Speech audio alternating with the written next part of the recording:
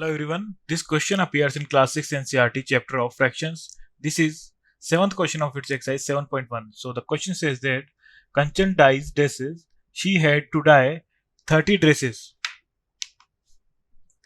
She has so far finished 20 dresses. What fraction of dresses has she finished? So firstly हमें given है total number of dresses Kanchan has to dye. हमें given है 30 and number of dresses she has finished. So हमें given है 20.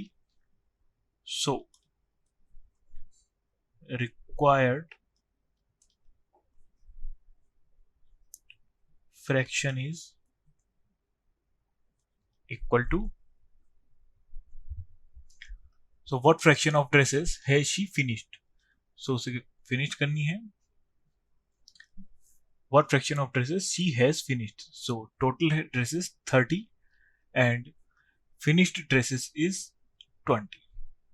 से हम simplify कर लेंगे तो 0 से 0 कैंसिल आउट हो जाएगा. So the required fraction is 2/3. Thank you.